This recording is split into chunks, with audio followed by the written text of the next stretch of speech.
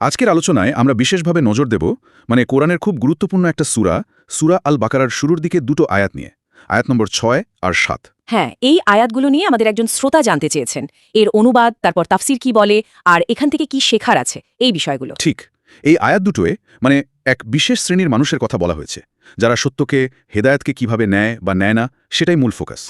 বিশ্বাস অবিশ্বাসের প্রকৃতি, বিশেষ করে অবিশ্বাসের একটা চরম অবস্থা কিভাবে মানুষের বোধশক্তিকে প্রভাবিত করে। অবশ্যই। আর আমাদের আলোচনাটা হবে কোরআনের এই আয়াত আর তার স্বীকৃত ব্যাখ্যার উপর ভিত্তি করে, আমরা উৎসের বাইরে যাচ্ছি না। একদম, কোনো ব্যক্তিগত মত নয়, শুধু যা আছে তা তুলে ধরা। বেশ, তাহলে শুরু করা যাক, কি বলেন? হ্যাঁ, শুরু করি। আচ্ছা, তাহলে প্রথমে 6 নম্বর আয়াতটা একটু দেখি। আয়াতটা হচ্ছে ইন্নাল্লাযীনা কাফারু সাওয়াউন আলাইহিম আনজারতাহুম আম লাম তুনজিরহুম লা ইউমিনুন। এর একটা সহজ বাংলা অনুবাদ এরকম: নিশ্চয় যারা কুফরি করেছে তাদেরকে আপনি সতর্ক করুন বা না করুন, তারা ঈমান আনবে না। বেশ সরল সরল কথা, তাই না? খুবই সরল। এখানে যে বলা হলো আল্লাযীনা কাফারু, যারা কুফরি করেছে, এইটা কারা? যে কোনো অবিশ্বাসী বা অমুসলিম কি এর মধ্যে পড়ে? এটা খুব জরুরি একটা প্রশ্ন, কারণ কাফারু শব্দটার অর্থটা এখানে বুঝতে হবে। প্রায় সব বড় বড় তাফসিরেই এসেছে যে এটা সাধারণভাবে সব অমুসলিমদের বোঝায় না। ও আচ্ছা। বরং এটা ইশারা করছে সেই সব লোকেদের দিকে যাদের অবস্থাটা এমন যে সত্য পরিষ্কারভাবে বোঝার পরেও তারা জেনে বুঝে একগুয়েমি করে বা অহংকার করে সেটাকে প্রত্যাখ্যান করেছে। জেনে বুঝে প্রত্যাখ্যান? হ্যাঁ, কুফুর শব্দটার একটা মানে তো ঢেকে রাখা। তো এরা সত্যকে চিনেও ঢেকে রাখে। এটা শুধু না জানা নয়, বরং জেনে অস্বীকার করা। কিছু তাফসিরে মক্কার কিছু নেতা বা মদিনার ইহুদিদের কারো কারো কথা বলা হয়েছে, যারা নবী মোহাম্মদ সাল্লাল্লাহু আলাইহি সাল্লামের সত্যতা বুঝেও মানেনি, ব্যক্তিগত বা গোষ্ঠীগত কারণে আর কি। আচ্ছা, তার এটা একটা বিশেষ মানসিক অবস্থা বা আচরণের কথা বলছে, সাধারণীকরণ করা যাবে না। ঠিক, এটা অবিশ্বাসের একটা চরম পর্যায়। বেশ, তাহলে আয়াতের পরের অংশ সাওয়াউন আলাইহিম আনজারতাহুম আম লাম তুনজিরহুম, তাদেরকে আপনি সতর্ক করুন বা না করুন, একই কথা। এর তাৎপর্য কি? এটা কি নবীর কাজকে হালকা করে দিচ্ছে? না না, মোটেও তা নয়। এটা আসলে ওই লোকগুলোর অবস্থার ভয়াবহতা দেখাচ্ছে। ভয়াবহতা কিভাবে? তাদের অন্তর সত্য গ্রহণ করার ক্ষমতা এতটাই হারিয়ে ফেলেছে যে নবীর সতর্কবাণী, যা অন্যদের জন্য হিদায়েতের আলো, তা তাদের উপর আর কোনো কাজই করছে না। তাদের কাছে এই দুটোই সমান, সতর্ক করা বা না করা, কারণ তারা মনে মনে ঠিকই করে ফেলেছে যে মানবে না। তাদের ভেতরটা যেন বন্ধ হয়ে গেছে। কিন্তু এটা কেন হলো? সেটাই, এটা তাদের ক্রমাগত প্রত্যাখ্যানের ফল। পরের আয়াতেই তো আসছে মোহর মারার ব্যাপারটা। তো এই অংশটা আসলে তাদের কর্মফলের দিকেই ইঙ্গিত করছে। নবীর দায়িত্ব তো পৌঁছানো। হ্যাঁ, তা তো বটে। কিন্তু কেউ যদি নিজেই দরজা বন্ধ করে দেয়, তাহলে তো আলো ঢুকবে না, সতর্কবাণী তার কাজে আসবে না। বুঝতে পারলাম, এটা তাদের নিজেদের তৈরি করা বাধা। আচ্ছা, আর শেষ অংশটা লা ইউমিনুন, তারা ঈমান আনবে না, এটা কি ফাইনাল? এটা কি ভাগ্যলিখন যা বদলাবে না? এখানেও ব্যাখ্যাটা খুব সূক্ষ্ম। আল্লাহ তার অসীম জ্ঞান দিয়ে জানেন যে এই লোকগুলো তাদের একগুয়েমির কারণে শেষ পর্যন্ত ঈমান আনবে না। আল্লাহ জানেন, কারণ তিনি তো সব জানেন। হ্যাঁ, তিনি তাদের ভবিষ্যৎ কাজ আর তার ফল জানেন, তাই সেই জ্ঞানের ভিত্তিতে বলছেন।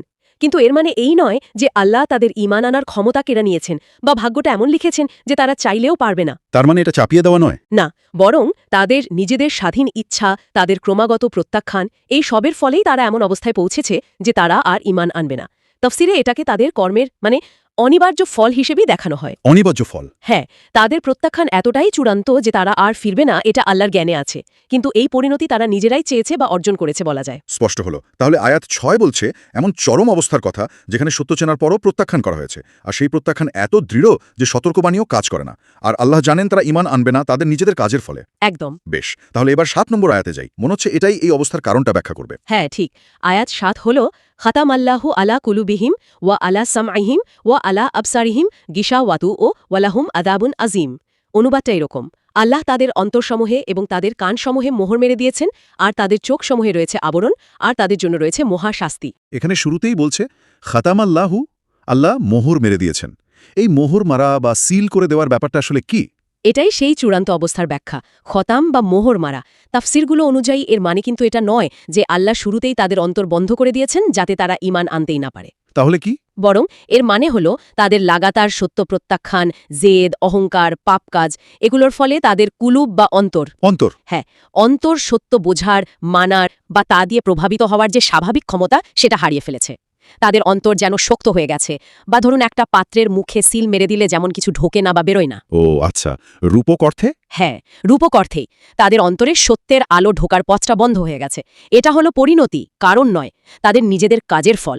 আল্লাহ এটাকে নিজের দিকে সম্পর্কিত করেছেন, কারণ সবকিছুর চূড়ান্ত ক্ষমতা তো তারই। তার মানে এটা অনেকটা অ্যাকশন রিয়াকশনের মতো।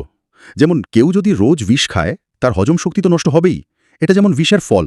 খুব ভালো উপমা দিয়েছেন। ঠিক তাই, এটা একটা আধ্যাত্মিক নিয়ম বা বলতে পারেন কানুন। যেমন আগুন পোড়ায়, পানি ভেজায়, তেমনি ক্রমাগত সত্যকে অস্বীকার করলে অন্তর কঠিন আর অনুভূতিহীন হয়ে যায়। আল্লাহ এই নিয়ম বানিয়েছেন এবং এই ফলটা প্রকাশ করেন, তাই বলা হচ্ছে আল্লাহ মুহর মেরে দিয়েছেন। বুঝলাম। একইভাবে কি ওয়া আলা সামঈহিম, তাদের কানসমূহেও মোহর মেরে দিয়েছেন? হ্যাঁ, কানও, মানে তাদের কান হয়তো শারীরিকভাবে শুনে, কিন্তু হেদায়েতের কথা শুনে তা থেকে শিক্ষা নেওয়া বা উপকৃত হওয়ার যে যোগ্যতা, সেটা নষ্ট হয়ে গেছে। একদম। সত্য কথা কানে ঢুকলেও মনে কোনো প্রভাব ফেলে না, যেন তারা শুনেও শোনে না। এটাও তাদের ইচ্ছাকৃত অবহেলা আর প্রত্যাখ্যানের ফল। তাহলে অন্তর আর কান দুটো প্রধান পথই বন্ধ। এরপর বলা হচ্ছে ওয়া আলা আবসারিহিম রিশাওয়া, আর তাদের চোখসমূহে রয়েছে আবরণ। এটা কি চোখের পর্দা, মানে অন্ধ হয়ে যাওয়া? সাধারণত তাফসিরকাররা এটাকে শারীরিক অন্ধত্ব বলেন না, বরং এটা হলো অন্তর্দৃষ্টি বা উপলব্ধির উপর পর্দা। অন্তর্দৃষ্টি। হ্যাঁ, আবসার শব্দটা বাইরের চোখ আর ভেতরের চোখ মানে উপলব্ধি দুটোই বোঝাতে পারে। এখানে গিশাওয়াহ বা আবরণ মানে এমন পর্দা যা তাদের আল্লাহর নিদর্শন দেখতে, সত্য চিনতে বা তা থেকে শিখতে বাধা দেয়। তার মানে তারা দুনিয়ার সব দেখে, কিন্তু যা দেখা উচিত সেটা দেখে না। আল্লাহর সৃষ্টিতে যে নিদর্শন যা থেকে শিক্ষা নেওয়া যায়, সেগুলো তারা দেখেও এড়িয়ে যায়। চোখের সামনে যেন একটা পর্দা, এই পর্দাও তাদের নিজেদেরই তৈরি। কিভাবে? তাদের দুনিয়ার মোহ, অহংকার, কামনা বাসনা এগুলোই এই পর্দাটা তৈরি করে। তার মানে অন্তর বুঝে না, কান শোনে না উপলব্ধির দিক থেকে, আর চোখ অন্তর্দৃষ্টি দেখে না। হেদায়েত পাওয়ার সব রাস্তাই বন্ধ, নিজেদের কাজের জন্য। একদম ঠিক তাই। আর এই অবস্থার শেষ পরিণতি আয়াতের শেষ অংশ বলছে, ওয়ালাহুম আজাবুন আজিম, আর তাদের জন্য রয়েছে মহাশাস্তি। মহাশাস্তি। যেহেতু তারা দুনিয়াতে সত্য পাওয়ার সব পথ নিজেরাই বন্ধ করেছে, আল্লাহর সতর্কবাণীকে পাত্তা দেয়নি, তাই পরকালে তাদের জন্য অপেক্ষা করছে কঠিন শাস্তি। এটা তাদের কাজেরই ন্যায্য ফল। তাহলে এই দুটো আয়াত মিলিয়ে দেখলে তো একটা বেশ ভয়াবহ চিত্র পাওয়া যায়। কিভাবে সত্য প্রত্যাখ্যান করতে করতে মানুষ এমন এক জায়গায় পৌঁছে যেতে পারে যেখান থেকে ফেরা কঠিন। হ্যাঁ, খুবই চিন্তার বিষয়। আচ্ছা, এই যে আমরা আলোচনা করলাম, যারা শুনছেন বা ভাবছেন এই আয়াতগুলো নিয়ে, তাদের জন্য মূল শিক্ষাগুলো কি হতে পারে যদি একটু গুছিয়ে বলা যায়? অবশ্যই এখান থেকে বেশ কয়েকটা জরুরি শিক্ষা নেওয়া যায়। যেমন? প্রথমত এবং হয়তো সবচেয়ে গুরুত্বপূর্ণ, সত্য জানার বা বোঝার সুযোগ পাওয়ার পর সেটাকে জেনে বুঝে বারবার অস্বীকার করার পরিণামটা খুব মারাত্মক। এটা শুধু পরকালের শাস্তি নয়, এই জীবনেই মানুষের অন্তর সত্যগ্রহণের ক্ষমতা হারিয়ে ফেলতে পারে। এটা এক ধরনের আধ্যাত্মিক মৃত্যু। তাই সত্যর সামনে এলে বিনয়ের সাথে সেটাকে গ্রহণ করার মানসিকতা রাখাটা খুব জরুরি। অর্থাৎ সত্যকে অবদেওয়া করা বা অহংকার করে রিজেক্ট করাটা আসলে নিজেরই ক্ষতি, নিজের উপলব্ধির দরজাই বন্ধ হয়ে যায়। ঠিক বলেছেন। দ্বিতীয় শিক্ষা হল, হেদায়েত বা পথ নির্দেশ কিন্তু আল্লাহর তরফ থেকে আসে। যেমন নবীর মাধ্যমে সতর্কবাণী এসেছিল, কিন্তু সেটা গ্রহণ করার জন্য ব্যক্তির নিজের অন্তরকে খোলা রাখতে হয়, প্রস্তুত থাকতে হয়। অন্তর খোলা রাখা। হ্যাঁ, একগুয়েমি, গোড়ামি, অহংকার এগুলো অন্তরের দরজা বন্ধ করে দেয়। তখন বাইরে থেকে আলো এলেও ভেতরে ঢোকে না। এই অবস্থাকেই মোহর মারা বলা হয়েছে। তাই হেদায়েত পাওয়া শুধু আল্লাহর দয়া নয়, ব্যক্তির আগ্রহ আর চেষ্টার উপরও নির্ভর করে। তার মানে নিজেদের অন্তরকে সবসময় পরখ করতে হবে, আমরা কি আসলে সত্যের জন্য খোলা, নাকি কোনো অহংকার বা গোড়ামি আমাদের আটকে রেখেছে। একদম। তৃতীয় যে শিক্ষাটা খুব জরুরি, সেটা হলো এই মোহর মারার বিষয়টা। এটা পরিষ্কার বোঝার দরকার যে তাফসির অনুযায়ী আল্লাহ শুরুতেই এটা কার উপর চাপিয়ে দেন না। এটা তাহলে কখন হয়? এটা হয় মানুষের লাগাতার খারাপ কাজ আর সত্য প্রত্যাখ্যানের ফল হিসেবে। যখন কেউ বারবার সুযোগ পেয়েও মুখ ফিরিয়ে নেয়, তখন নিয়ম অনুসারেই তার অন্তর কঠিন হয়ে যায়। আল্লাহ এই অবস্থাকে নিজের দিকে সম্পর্কিত করেন, কারণ তিনিই সবকিছুর নিয়ন্তা। কিন্তু দায়টা পুরো ব্যক্তির নিজের। এটা মানুষের কর্মফল এবং জবাবদিহিতার ধারণাকে আরও জোরালো করে। জোর করে কাউকে ঈমান থেকে দূরে রাখা হচ্ছে না। ঠিক, এই ভুল ধারণাটা দূর হওয়া দরকার। চতুর্থ শিক্ষা হল, অহংকার আর জেনে বুঝে সত্য অস্বীকার করার মধ্যে যে বিরাট বিপদ আছে সে বিষয়ে সতর্কতা। অনেক সময় দেখা যায় মানুষ সত্য চেনার পরও শুধু অহংকার বা সমাজে স্ট্যাটাস হারানোর ভয়ে বা বাপদাদার দোহাই দিয়ে মানে না। হ্যাঁ, এরকম তো হয়ই। এই আয়াতগুলো বলছে এই মনোভাব কতটা ধ্বংসাত্মক। অহংকার মানুষকে সত্য দেখা থেকে অন্ধ করে দেয়। তার মানে বিনয় হল সত্যগ্রহণের চাবিকাঠি বলা যেতে পারে।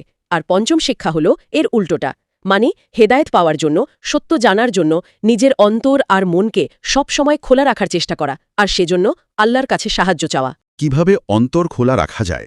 জ্ঞান অর্জন করা, আল্লাহর সৃষ্টি নিয়ে ভাবা, বিনয়ী হওয়া, দোয়া করা, এগুলো অন্তরকে জীবন্ত আর গ্রহণ করার মতো অবস্থায় রাখতে সাহায্য করে।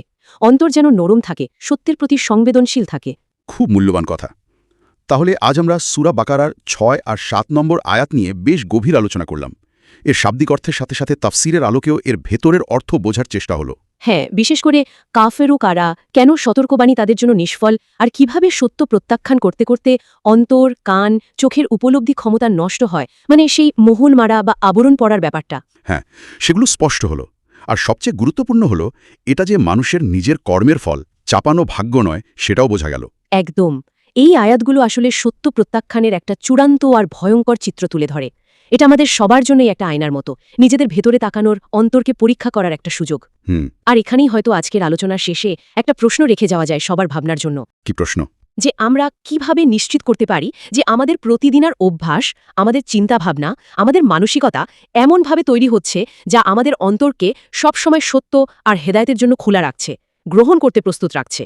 কোন কাজগুলো আমাদের অন্তরকে কঠিন হওয়া থেকে বাঁচায়, আর কোন কাজ বা মনোভাব আমাদের অজান্তেই অন্তরের ওপর পর্দা ফেলে দিতে পারে, যাতে আমরাও সেই ভয়ঙ্কর মোহর লাগার মতো অবস্থায় না পড়ি। সত্যি, এটা একটা খুব জরুরি প্রশ্ন নিজেকে করার জন্য। এই গভীর আলোচনার জন্য আপনাকে অনেক ধন্যবাদ। আপনাকেও ধন্যবাদ। আজকের মতো এখানেই শেষ করছি।